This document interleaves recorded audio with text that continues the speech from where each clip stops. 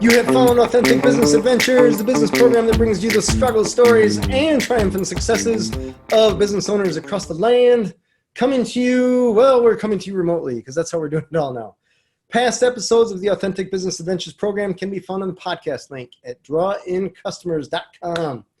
Coming to you today, live as we can be, we have Judith Joy, author of Dear Future Lover and Dream Creation Coach. Judith, how are you doing today?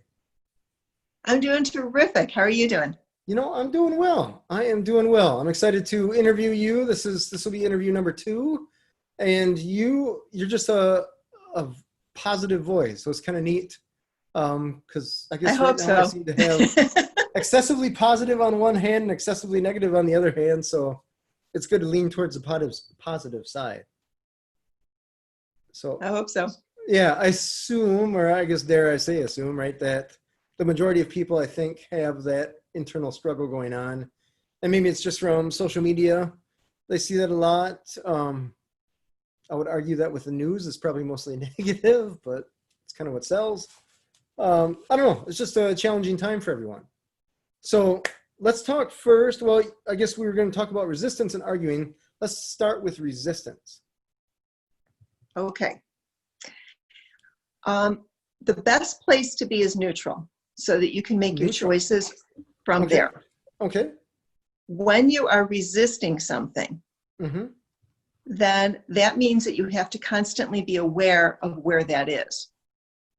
Constantly be aware so of where therefore it's neutral influencing your choices. Okay. No. You have to be aware of whatever you're resisting is. Oh, okay. If there's somebody in your office that you don't like, and you're resisting them and you don't want to talk to them, then you're going to have to run around the office every time they come close to you. Right. All right. Because you don't want to face them. And think of it in terms of putting your hand on somebody, and then you can only move as long as your hand is on them. Sure. Okay. Because you're pushing away. And to push, you actually have to be attached in some way. Okay. All right. So one of the best ways that I know to do that is to balance. All right. And you take your hands and you put whatever the problem is over here, and whatever you would like to happen over here. All right. One of them is going to feel heavier. So let's pretend you have an employee that you don't, you're not getting along. You're going, oh, I really don't want to deal with this person. That'll be so tough to pretend, right? For any business owner out there with employees. Like, oh, it never happened. Never. Put it in one hand. Okay. And feel the one hand with the employee. All right. And this is your interaction with the employee. And this is all the resistance that you have. Okay. In this other hand, you would like a working environment where everybody pitches in and everybody's happy and you're excited to go to work every day. Would love it. Yeah. Which one feels heavier to you? Oh boy. I'm going to say the annoying employee. The theoretical annoying employee. Okay. So then you take all the energy and pour it into the other hand. All right. And then pour it into the other hand. Just keep pouring back and forth. All right. And you pour and you pour and you pour. And at some point, you're going to get a sigh or a yawn or a cough. Something's going to show you that the energy has shifted. So you just keep going back and forth, back and forth. Okay. This will help bring you to neutrality. All right. Right there. Did you feel a difference? A little bit. Okay.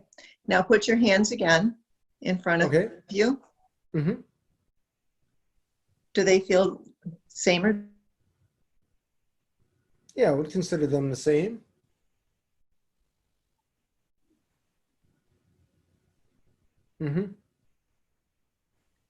Yeah. The annoying employee isn't so heavy anymore, right? Right. So now think about the employee. Do you have to actually resist her, or are you coming at it from neutrality? And now you've got choices about what it is you can do and how you talk or don't talk. Sure. It's interesting. We hypothetically had this conversation today, this hypothetical annoying employee and I, and this is from a conversation, it's continued on from a conversation we had last week. And when I was talking with her about an issue that hypothetically happened. And she said, I appreciate you not getting angry with me for this mistake. And I wanted to say, I just broke 20 pencils, squeezing them so tightly, trying to resist. But we're talking over the phone, so she couldn't see me just boiling. But if you're boiling, does that actually help you? No. Typically, no. There comes I feel like there's a point when it does, but beyond that point, it certainly does not, and it pushes the other way. So it's typically not useful. If someone is depressed or in grief, they have very little energy to get anything done. So if they get angry, they actually have more available energy. Sure. So that's where anger is good. All right.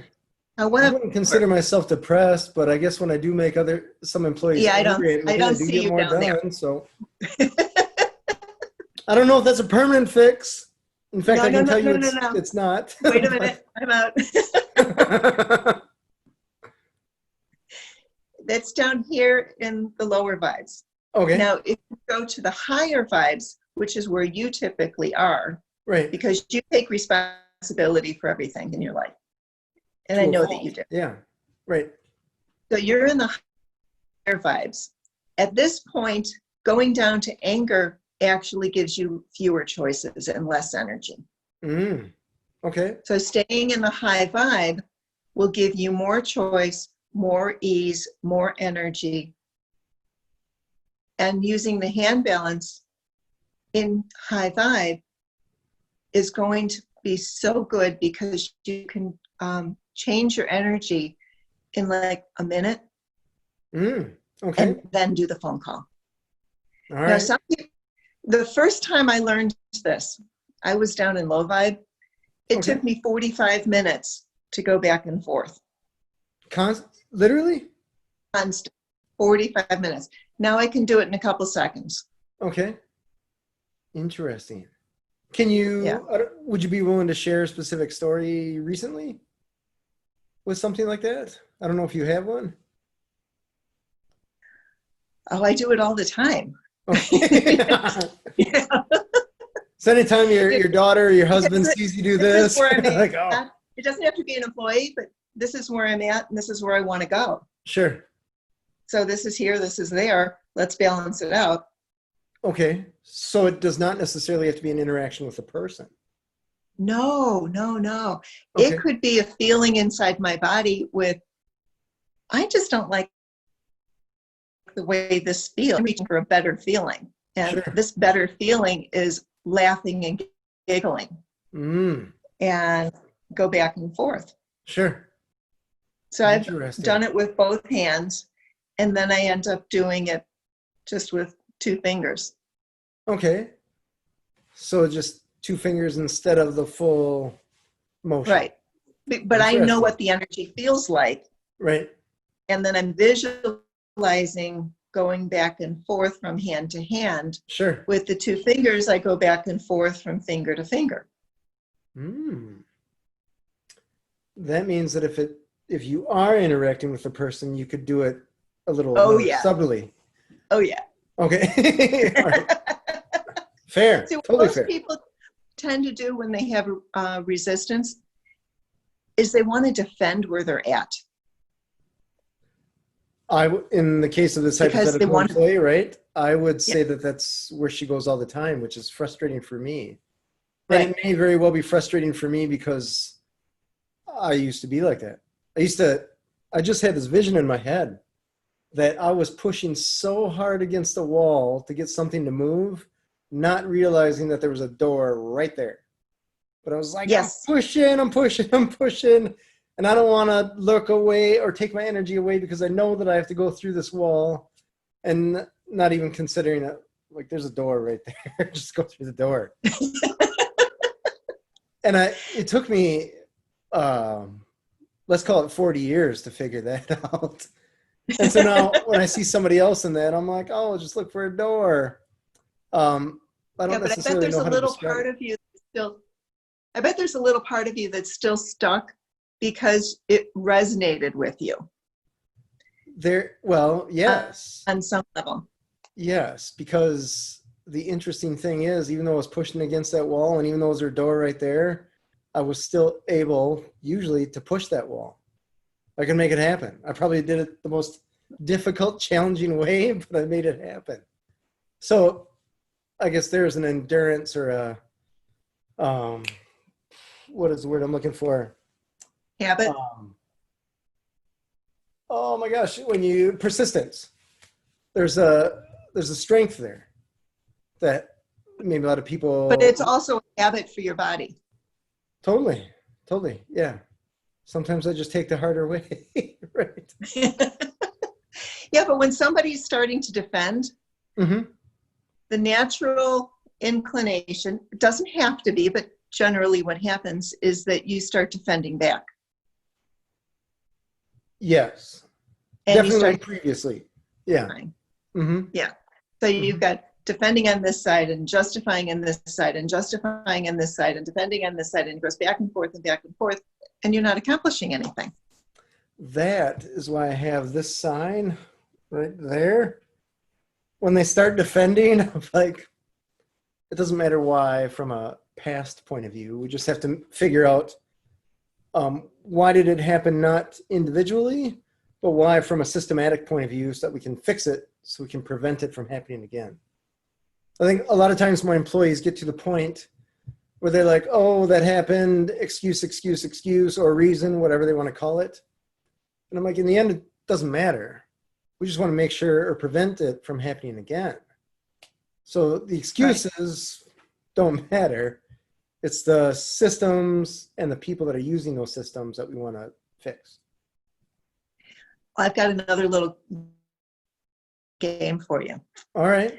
When someone starts with the defending and the excuses and the need to be right, sure, and the resistance, all of that stuff, close your mouth. All right. Don't say anything.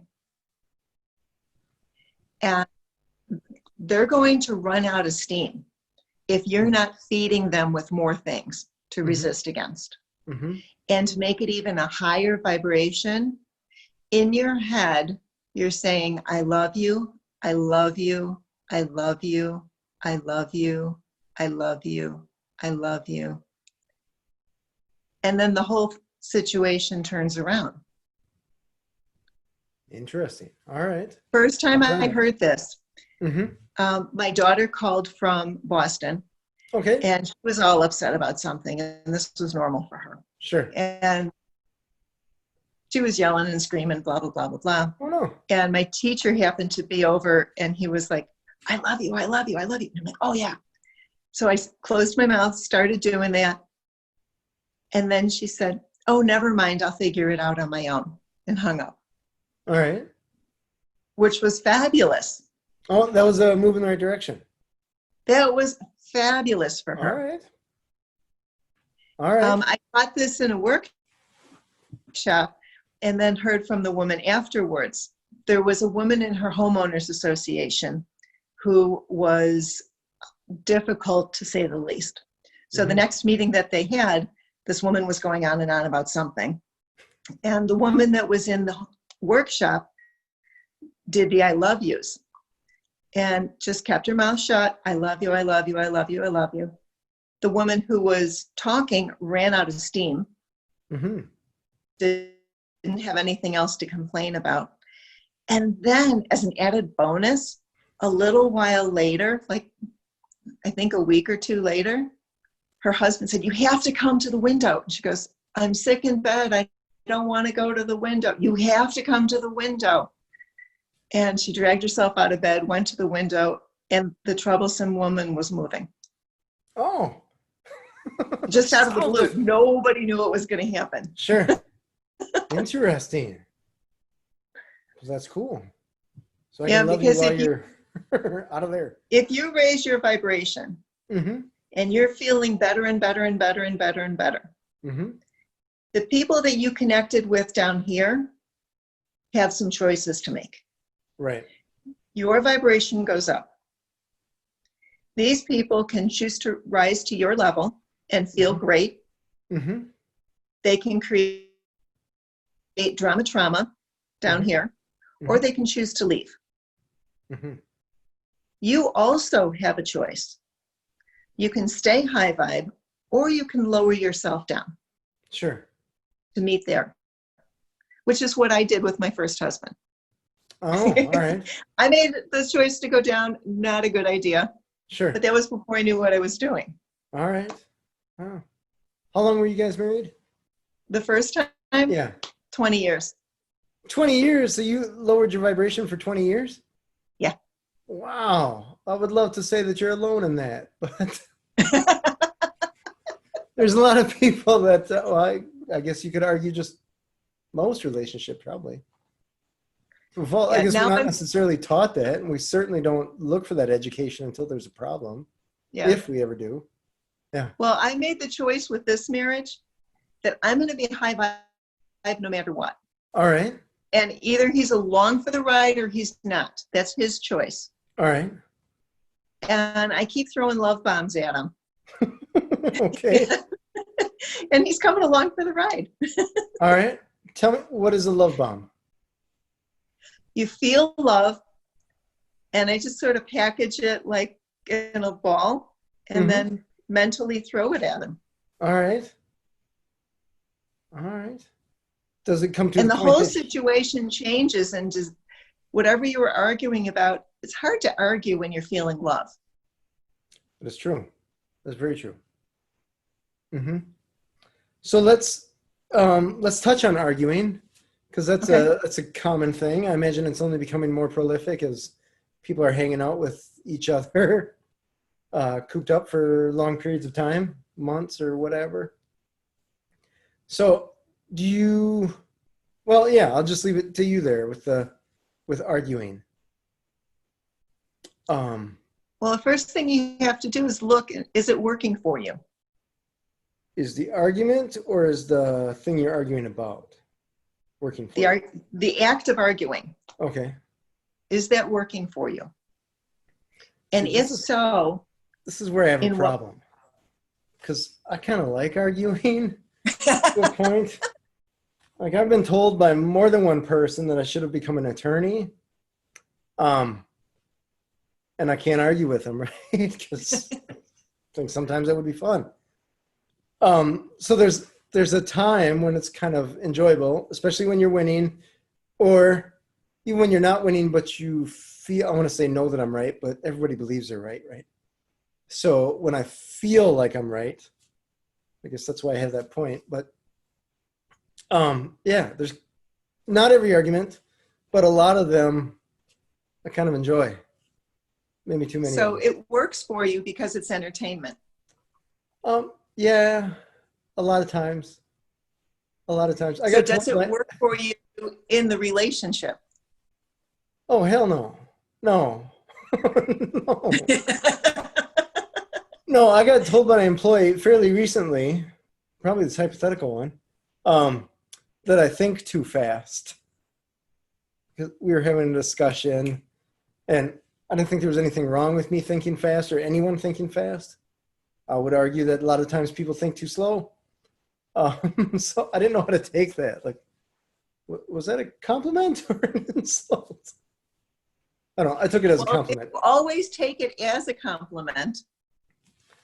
Yeah, I took it as a compliment, but it was, in this particular argument, it was a way for this person to defend their actions. Okay. So now you know that if they're defending, You don't have to respond. Right. Right. You don't have to react. That Now, is so responding tough and to do. reacting are a little bit different. Okay.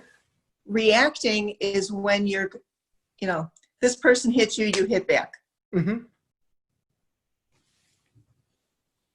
Responding is when this person hits you and then you choose to hit back or not. All right. But the response is that you have the choice to do it. Mm-hmm. Okay, so it's not instant, and there's I guess the difference is that you are making a conscious choice. Yes. Versus just subconsciously reacting. Yeah. Okay. All right. I can agree with that. Sure. Okay. So I've got 4 kids, but 2 of them are Gemini. Okay. And you have to help me with when that is. I'm not familiar with, like, I vaguely end of know astrology. May to the end of June, Okay. like May 21st or so to June 21st or so. Gotcha. Okay. And I did not know this until I had 2 kids there. All right. But Geminis like to argue. And they don't care which side of the argument they're on. But which, you mean winning or losing? They don't care if they're debating for or against. Okay. They just like the back and forth. It's entertaining for them. All right. Well, it's And it took me a long time to be able to disconnect from that and go, okay, you guys have fun. I don't need to be involved with it. Sure. Wait, so you're saying that they argue between themselves? With anybody. Okay. My daughter was in a college class and she would always take the side that everybody was avoiding. Okay. Just to bring it up. And then she would argue about it, even if she agreed with the other side. So she was essentially working as the devil's advocate. Yeah. So to speak. Okay. Interesting. Yeah. So to her, what she perceives as arguing is not what I perceive as arguing. All right. Tell me the difference. What I perceive as arguing is when people aren't listening to each other. Okay. And they're just attacking. Sure. Probably very common. And voices rise. And it's like, ah, and it's Sure. just this frantic energy. And right. you sort of put your feet in the ground and you're going to hold your place. And, that's how I interpret arguing. I think you described just about every political conversation at a Thanksgiving table. Regardless of where you stand, right? People are convinced that they're going to turn people the other direction, and it's not going to happen. No. And at some point, why bother? I would agree with that. I would agree. Yeah. Hey, what about those Cubs? That is so funny that you say that. So funny that you say that, because I used to tell people in business, we don't talk about religion and we don't talk about politics. You just avoid those topics, right? Because no good can come from that. Even if you agree, at some point you're going to find something you disagree on, and now you got a problem. And I figured, or I told people, I believe that's why we have weather, and that's why we have sports, to give people something to talk about. Because I used to go to people's offices all the time, and they'd say, hey, did you watch the game? And I don't really get into sports, watching sports. So I'd be like, yeah. And they'd be like, wasn't that crazy? I was like, yeah, but the refs were a little funky there, weren't they? And I'd say something vague like that, and I would keep this conversation going, and we're all good and happy. And I never even had to watch the game. But I entertained this person for a little while. We got the work done, and nobody was upset or arguing. Actually, you did more than entertain them. You created a connection. Absolutely. Absolutely. Yeah. Yeah. And it's the connection that allowed the work to be done. Yes. Yeah. Without. So if you're going to fight and push away, you're actually severing the connection. Mm-hmm. Yeah. If I found, well, I guess I'm from Wisconsin, right? So anytime I go someplace, people are always like, how about those Packers? And I decided I'm just going to tell people that I'm from Rhode Island or something like that. I don't have to hear that question, because I don't know anything about the Packers. I don't pay attention to football at all. So I'm aware that somewhere in our state, there's a stadium that people treat like a church, I guess. But it's interesting how people, because I'm understanding it from the person that's asking me, their perspective. They're trying to connect with me, and they're thinking Wisconsin equals either cheese or the Packers. Typically it's the Packers, which I feel is out of order, but I don't get to tell them. So it's interesting how I've had to either tweak and lie about where I'm from, or just play the game, be like, oh yeah, green and gold all the way. Because I don't want to lose that connection. I don't want to sacrifice it. There's another possibility. I don't follow them. Please tell me more. Oh. Then you get to sit back, they get to be the king and talk about whatever it is. Sure. I'll have to try that. Yeah, next time I travel, presuming that we can soon, I will totally do it. Totally do it. Anytime you come up with something, anytime you come up with an argument, or they come up with, like, where you're not connecting, if you can step back and say, please tell me more, then they're like, what? Oh, wow. Okay. This person's really interested. Sure. My mother was a master at this. Okay. She would be in a conversation asking all about the person, and she would just ask question after question after question. Leaving the conversation, they would go, wow, she was really nice. Yet they knew nothing about her. Because most people are not really interested in the other person. Very true. So if you show interest in the other person, then it helps them feel better about themselves. Definitely. Which also is a way to stop an argument. So next time I get in an argument, I just have to say, how about them Packers? No. Ask me about the Packers. No, next time there's an argument, step off the box that says that you have to defend yourself. I like that. And just go, can you tell me more? Right. I just heard something fairly recently about intent, and never assume that the person has malicious or negative intent. And that took me aback a little bit, because I had to think about my employees. And generally speaking, I'm like, realistically, we are all wanting the same thing. We want happy clients. We want happy customers of clients. We want to do our job. We want to be, you just want to be the best.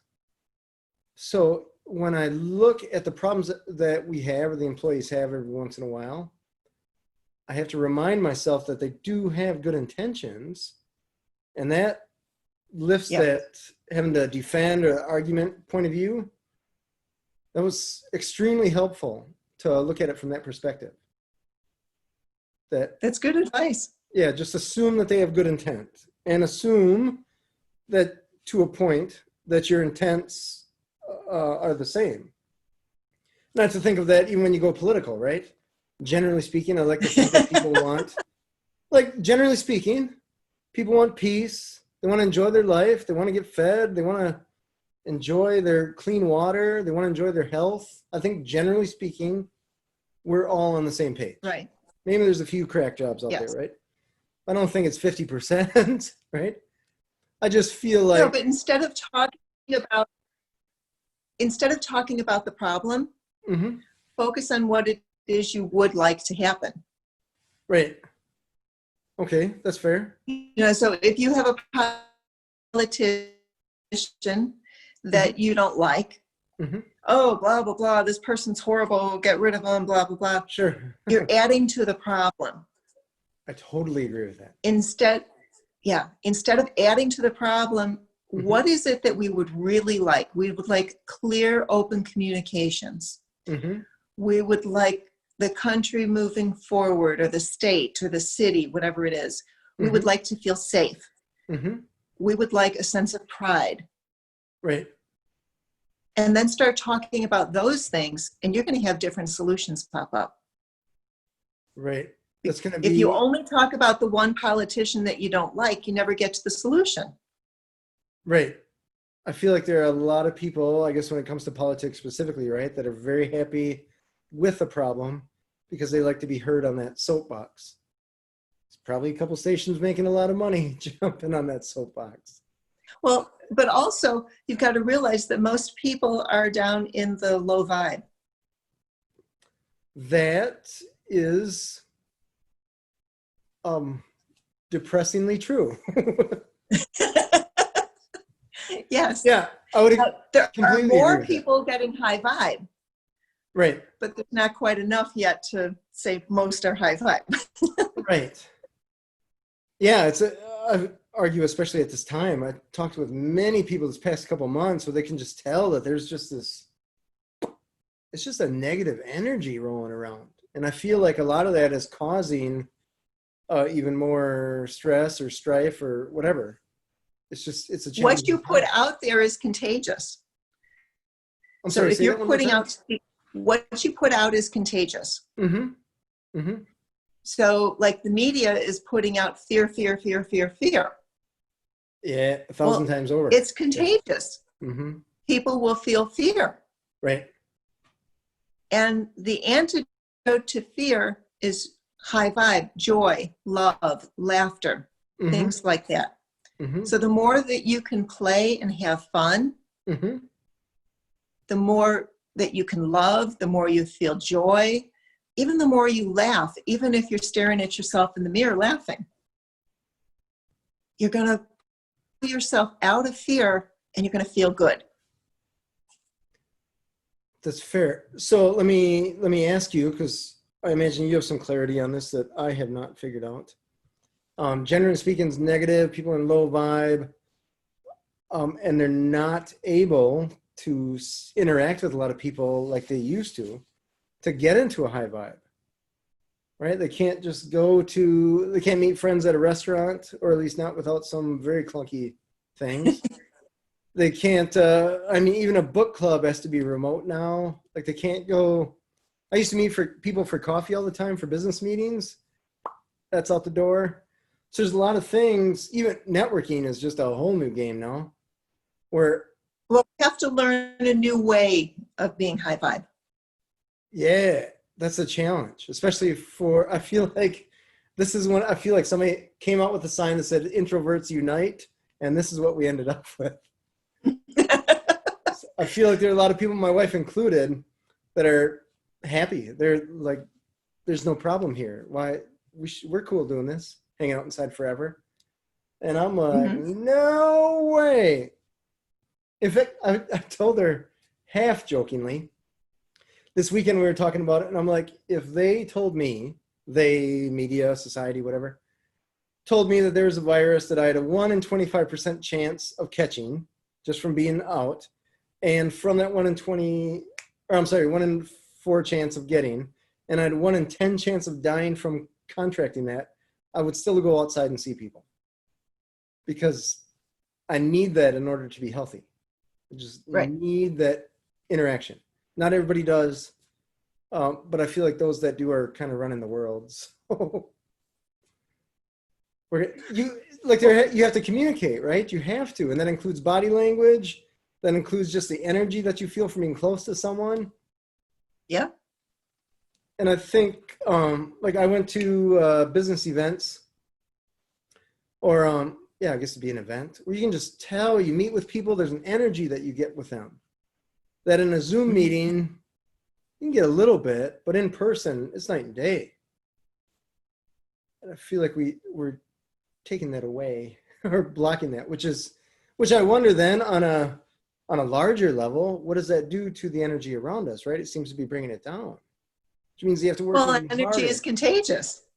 Right. So you have to work even harder to bring it up. It's challenging. Right. So there's a lot of different 2 years ago. There's a lot of ways to do it.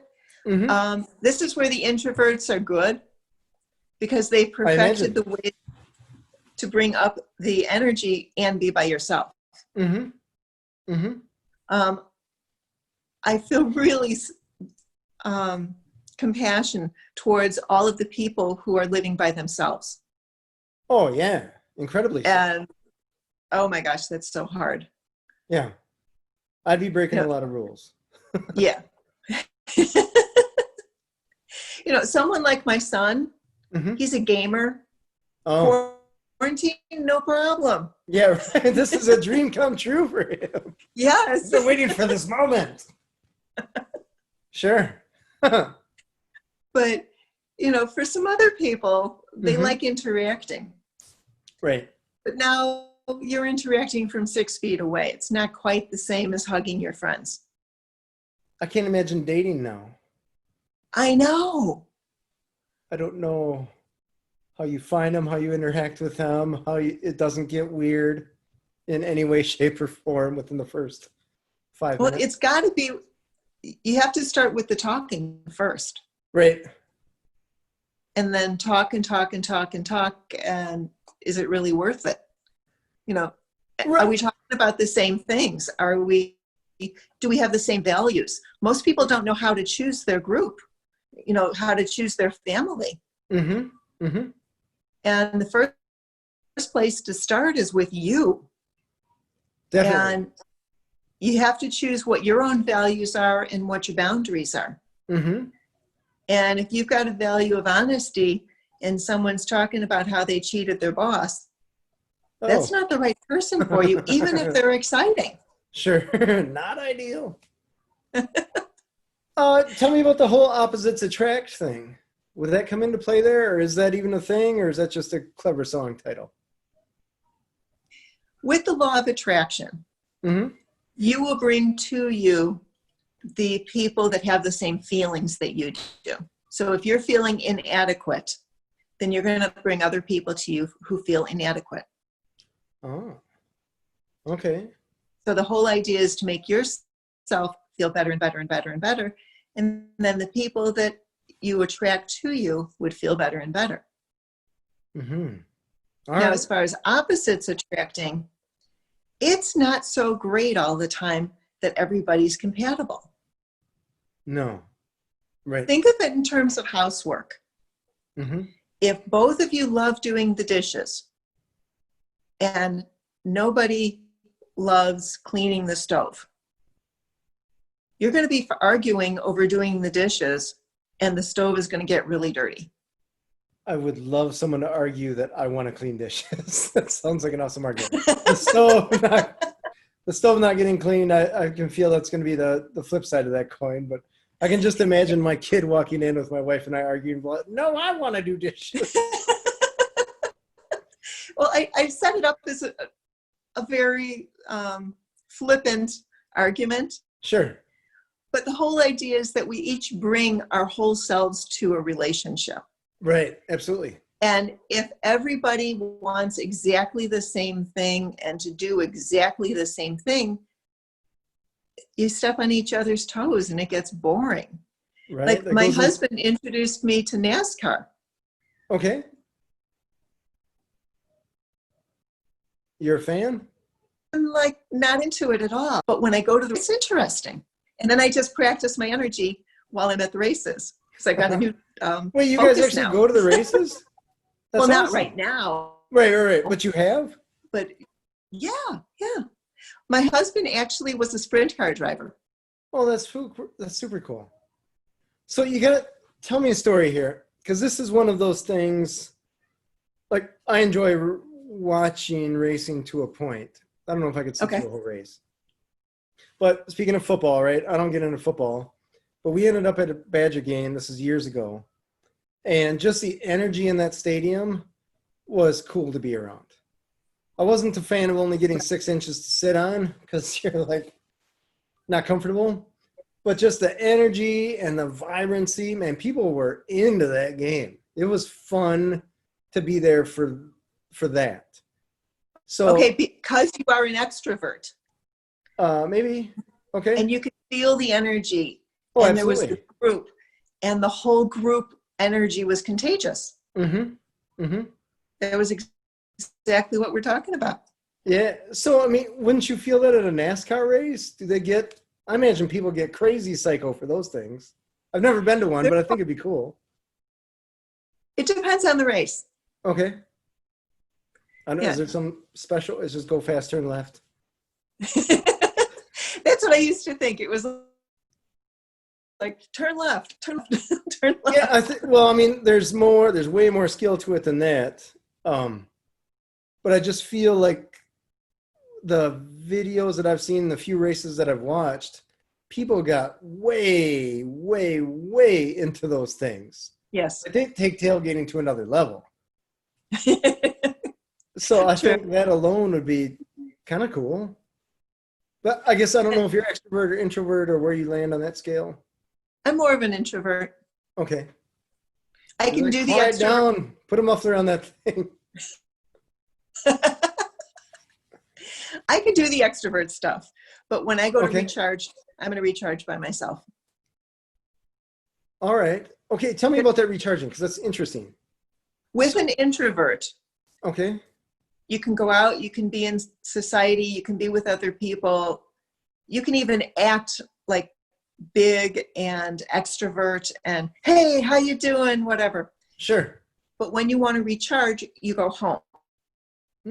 You're by yourself. Okay. You might go to your hotel room. You might go, if you're really busy, you might even just go into the bathroom, sit in the stall and just go, I got to breathe for a few minutes. All right. An extrovert recharges by being around other people. Okay. So you're recharging when you go out, and you're recharging when you're talking to people and interacting. So the idea of staying home all by yourself or just with minimal contact is actually very tiring. Sure. I don't know where I fit on the spectrum, because if I get to stay home and work in my garage, I don't need anybody around me. But on the flip side, when it comes to networking events or something like that, I feel so alive when I leave those things. It is so cool. You just met I bet so many you're cool more people. Yeah. Yeah, I bet you're more extrovert than introvert. Nobody is that I know of is all of one thing. Okay. It's all mixed. Sure. But when you say that you feel alive, oh yeah, then that's probably more extrovert. Yeah. There's more, like I got a buddy and we travel to a different city every year. We typically will end up at a bar in whatever town, and you'll end up meeting people. We've been invited to weddings. We've gone to weddings and had a good time from people that we just met at bars. It's been like, it's so cool. The people that you meet, everybody's got a story, and it's fascinating.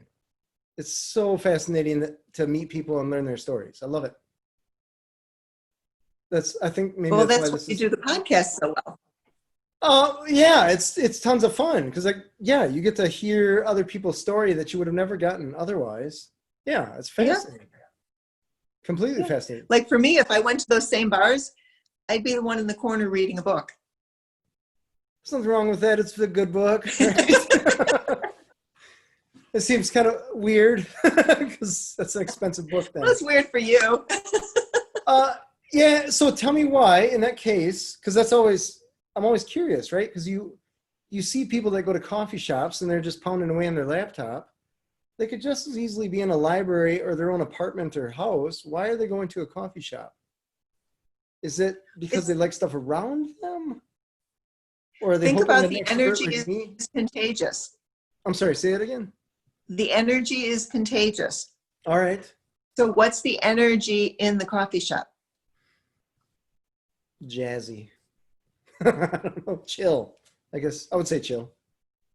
It's chill, but there's community, and there's the sense that you're not alone. And you've got people meeting and talking, and you've got their energy, and it's very seldom do you go to a coffee shop and argue, really.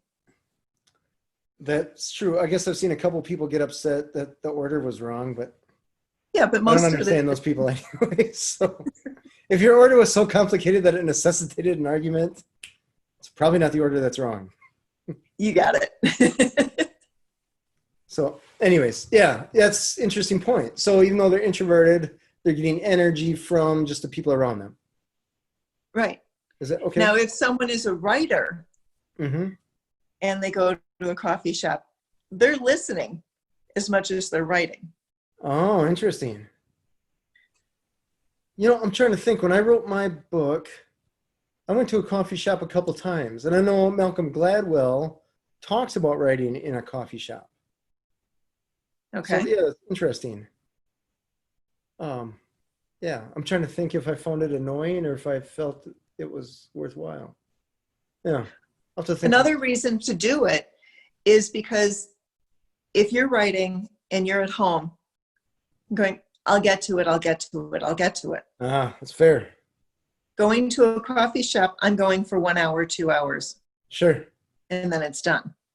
That right there is good. That's a fantastic point, because you didn't change the scenery with a specific goal in mind, where the goal is just writing, right? This is where I'm going here. Yeah. I'm going here for this, Mm-hmm. and I'm setting aside time for this because it is important. Man, that is a good idea, because that'll get me writing again, which I've been slacking on. So I hate slacking, but that's all I need to do is find a place. What is lacking is your subconscious resting and percolating. It's been percolating for about a year, so I think that coffee's ready. That's it's time. Okay, so what's your book going to be?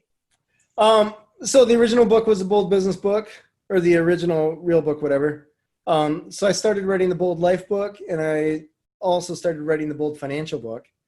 Okay. However, I started writing them, and it's just like when you tell people that you wrote a book, and people typically say, "Oh, I meant to write a book," and my retort used to be, "What's stopping you?" Right? It's free to write, and here I am, a year, arguably, it's probably pushing 2 now, from starting both those books. I got nothing. There's no reason why I couldn't keep typing those. You could argue that I have other stuff going on with businesses and coaching and all that jazz, but in the end, over the course of time, those are what I would consider to be excuses. Plain and simple. If you were to coach yourself, Mm-hmm. what would you do? Oh boy, well, since we talked, I would tell myself to dedicate some time and go to a coffee shop, but we're having a little bit of a coffee shop shutdown here. So I would find... So what's another option? Find a different location, whatever that location would be. Even libraries are closed. Maybe I got to go to a park.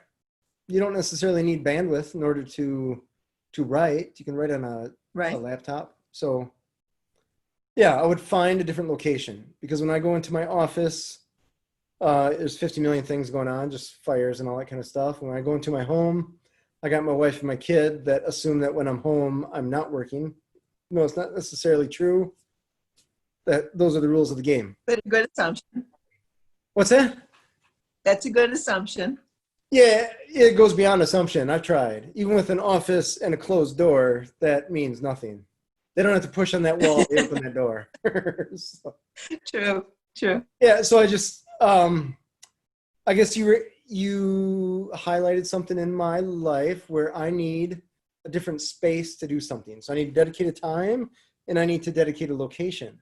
Where before I wasn't even paying attention to location, but it's very easy to cut out time and a location, because then you remove the majority of your other distractions, especially if you're not connected online.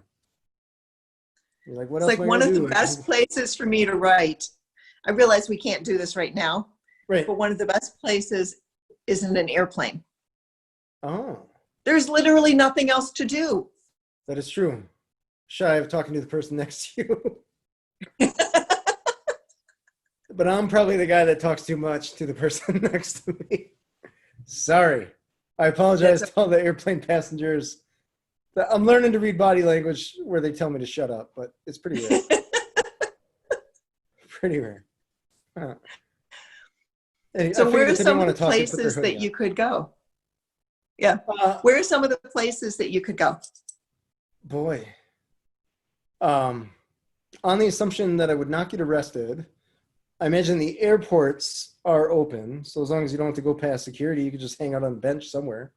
There's got to be some space, right? Public place. Now, most of the time in Wisconsin, we have a good month or two where we'll have nice-ish weather. So, I mean, I could find some time outside. And I want to say I have to force myself to do it. But maybe you can get your book done before the weather changes. I believe that could happen.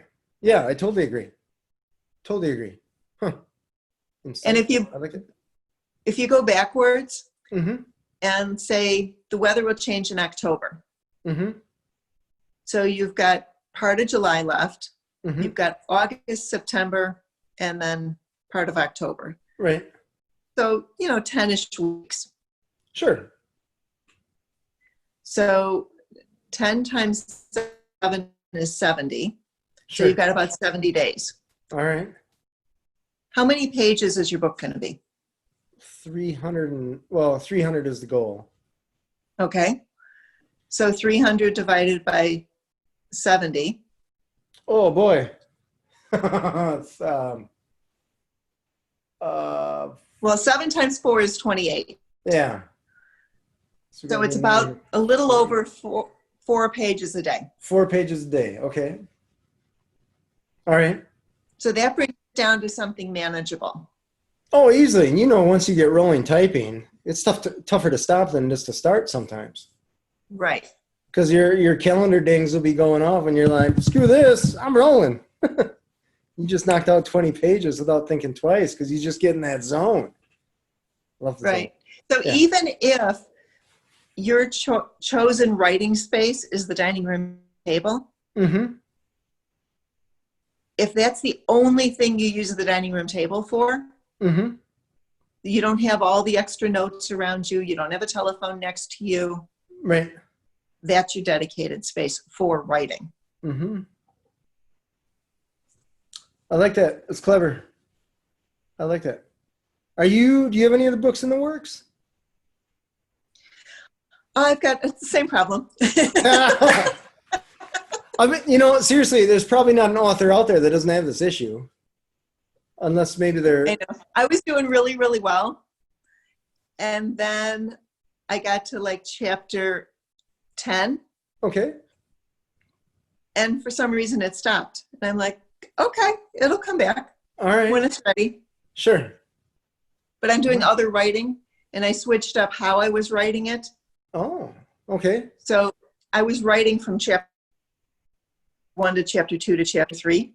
Mm-hmm. And I switched it up. And now I'm just writing when the ideas come. And then I'm going to go back and put them in a chapter. That when I was writing the Bold Business book, that was one of the hardest things to do because I just wrote.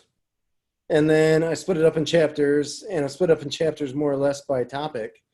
And the order of those chapters made no sense at all. So I remember having this, I had a whiteboard, and then I had a magnetic board, and then I got insight from other people trying to figure out what order to put this stuff in. Then it got a little more complicated because I'm like, well, this section within this chapter, that could really go in either one or between 2 or 3 different chapters. Then you had to navigate that. Totally didn't know that was a thing until I wrote this book. And then you get insight from other people, and the insight sometimes triggers something in your head. So I totally understand that. That's probably a better way to just essentially. And so when I think I'm not working on the book, because I'm not doing chapter 11 right now, I am working on the book because I'm writing the 2 pages of an idea. I like that. That's very cool. Very cool. So we should talk quickly, I guess. Holy cow, man, time flies here. You have a couple books out, so why don't you talk just really briefly on what those books are so that people know how to hear about you and what you've done. Well, I've got Dear Future Lover, Bring Your Book Boyfriend to Life. And I've got it up here. Oh, nice. And I have Surviving Your Teenager and Being Happy Anyway. And I don't have it up there. Okay. You sold out. But both of them are about energy healing and how to apply them to life. Mm-hmm. And The first was about how to apply it to you as a parent when your kids are going crazy. Because as a teenager, they're going to go crazy. And that's just part of it.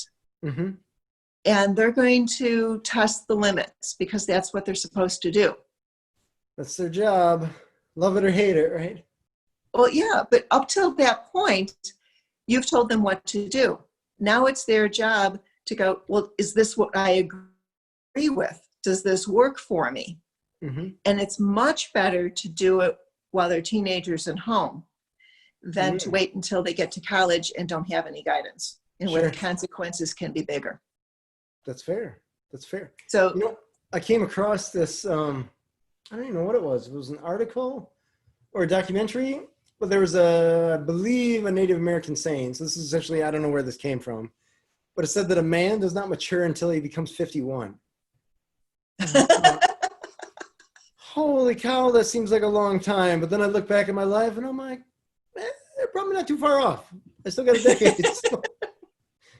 It's interesting. Just, I was thinking about all my neighbors around my neighborhood in the different ages, you know, anywhere from, well, baby up to on the verge of death in their 90s. I was thinking, that's pretty accurate. That's amazingly accurate, right? Not 50, 51. So it's kind of interesting. I don't know what your experience has been. I think you start to see things differently. And when you get to be in the middle, you know, assuming that 0 to 100, so 50 is middle. I suppose, yeah, presumably, sure. Everything isn't such a big deal. Yeah. You go, oh yeah, I've lived through that book already. Yes. Yeah, you lived through so many things at that point that you've forgotten more than that's true. Than most teenagers have. Yeah. Dear Future Lover is about how I found my husband. And I actually wrote a book, a journal entry or series of entries where I wrote letters to my husband as if he already existed. That's clever. And then put the book away, forgot about it, gave it to the universe, and the universe worked for me. That's cool. And then brought him to me. And then we started talking and everything was great. And I said, wow, you make me a better me. And then I went to clean out my nightstand and went, whoa, look at that. There's a journal. How exciting. And I started reading it. And first letter was, how will I know you? You make me a better me. Ah. I'm like, that's cool. ooh, there's something here. Sure. So it worked really well for me. And I was like, oh, I have to share this with people because so many people are looking. That's cool. That's cool. Are book sales going well? They're going. Okay. I don't follow it. I really don't follow it. Okay, that's okay. That's okay. It's but I mean, for the people that have not published a book, I can just tell you it's super awesome to write and publish a book. Editing gets expensive. The sale of the actual book is an incredible amount of work, and yeah, just like Judith said, a lot of times it's just not really worth looking at. I guess outside of, I mean, every once in a while you get a few bucks every month, something like that. But don't go into it looking to quit your job, I guess. Go into it for the love of sharing, I guess, for lack of a better phrase. I get a lot of people on, I think it's Twitter, that say they like the book. Mm-hmm. Well, that's cool. Yeah. Yeah, you help a few people find their next lover. Seems like a win to me. Well, it also, the same theory works with finding your next job, your next house, your next car, whatever it is. Mm-hmm. I love it. I love it. Even if you want a better life, you can write Dear Future Life. That's pretty broad. I like it. That's cool. That is cool. Judith, we got to wrap it up here. And you're writing time. Did you have anything you want to add? I'm sorry. Go ahead. Go ahead. Just write forward. Don't write backwards. Help me with that. When you write forward, you're focused on the future. You're focused on what it is that you do desire instead of focusing on, oh, my last whatever was horrible and I don't want to repeat that. And put your energy towards what you do want. Sure. Totally agree. That's very good advice. I like that. Cool. This has been Thank you so Authentic much. Business Adventures, the business program that brings you the struggle stories and triumphant successes of business owners across the land, coming to you remotely, but through the Sun Prairie Community Studios, underwritten by Bank of Sun Prairie. If you're listening to this on the web, please like, subscribe, and share. Even comment if there's a way to do it. Somewhere down there, right? Authentic Business Adventures is brought to you by Calls on Call, offering call answering and receptionist services for small businesses across the country, on the web at callsoncall.com, as well as Draw In Customers Business Coaching, offering business coaching services for entrepreneurs in all stages of their business, on the web at drawincustomers.com. And of course, the Bold Business Book, a book for the entrepreneur and all of us, available on Amazon and wherever fine books are sold. We'd like to thank you, our wonderful listeners, as well as our guest, Judith Joy. Thank you so much, Judith, for being on the show. This has been super cool. Where can people find your book, Judith? They can find it on Amazon, Barnes & Noble, Kobo, and Apple. Awesome. And the Dream Creation Coach stuff you have going on, your website, remind me of your website. Yeswithjoy.com. Yes, with Joy. Or just judithjoy.com. Okay, perfect. I knew it was something with joy, but I didn't want to mess it up. So yeswithjoy.com or judithjoy.com. Awesome. Find us airing on 103.5 Wednesdays at 1 p.m., Sundays at 2 p.m., as well as at sunprairiemediacenter.com. Past episodes, of course, can be found morning, noon, and night with the podcast link found at drawincustomers.com. Thank you for listening. We'll see you next week. I want you to stay awesome. And if you do nothing else, enjoy your business.